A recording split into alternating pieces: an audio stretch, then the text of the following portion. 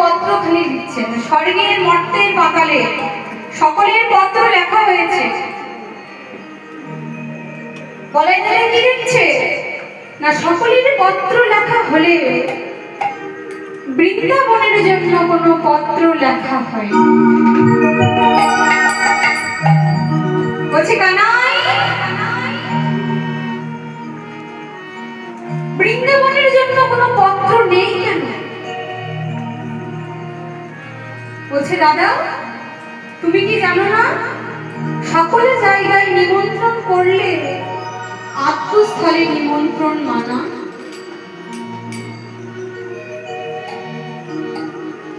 ঘরে কোনো অনুষ্ঠান হলে যেমন নিজের বাড়িতে নিমন্ত্রণ করতে হয় না, তারা নিজেরাই আসে, ঠিক তদ্রূপ বৃন্দাবন পাশে আমার আপনজন, তাই তাদের আমি নিমন্ত্রণ করব না।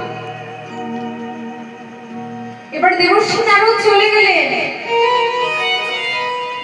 সর্বমাত্র পাতাল সকলকে নিমন্ত্রণ করলেন। আর শেষে গিয়ে পৌঁছলেন কোথায় না, বৃন্দাবনে। সেখানে গিয়ে দেখছে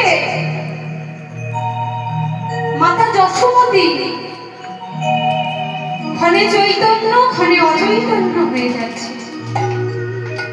হা কৃষ্ণ বলে মুখ্য বাসুরে ক্রন্দন করছে। আর সখীরা মলিনী বসনে মলিনী পদমে তমাল বৃক্ষের নিচে বসে আছে।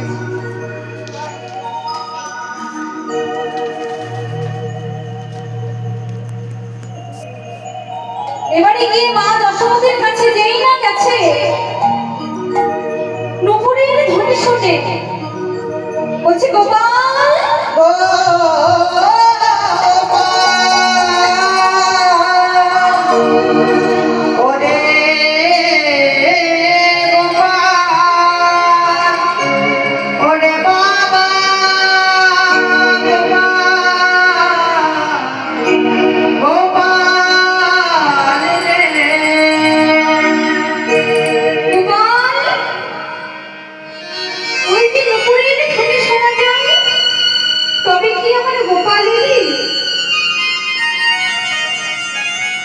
মণিবর আস্তে আস্তে মায়ের কাছে গিয়ে বলছে, মা আমি এসেছি, মা দেবর্ষী। বলছে, ও দেবর্ষী, ভালো আছো তো তুমি? আমার কানাই কেমন আছে? বলছে, মা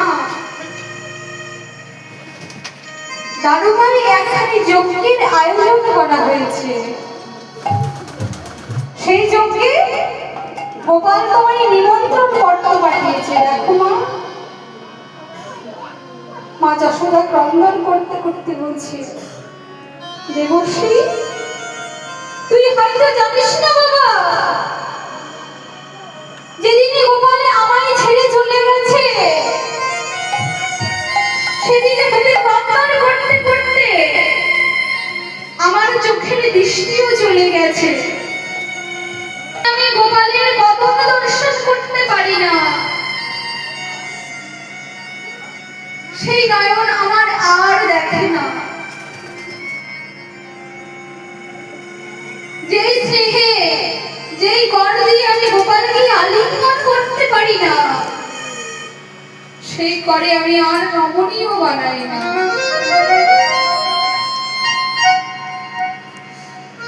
তাই পত্রখানি পড়ার মতো ক্ষমতা আমার নেই। তুই একটু পড়ে দে না বাবা, একটু শুনি না কি বলেছে। বলছি, মা আমার দীর্ঘ বিশ্বাস,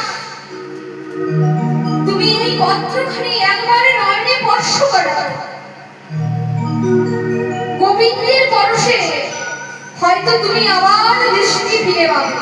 এই পত্রে গোবিন্দের করকমলের পরশ লেগে আছে। যেই না পত্রখানি নয়নে স্পর্শ করেছে, অমনি মা যশোদা দৃষ্টি ফিরে গেছে পেয়েছে। এবার কি করলেন না ছুটতে ছুটতে চলে যাচ্ছেন প্রভাসের দিকে।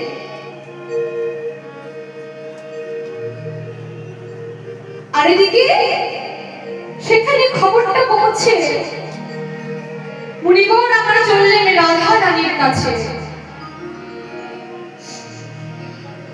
রাধা রানীর কাছে ছুটতে ছুটতে আসছে এক সখী দেখে রাধা রানীকে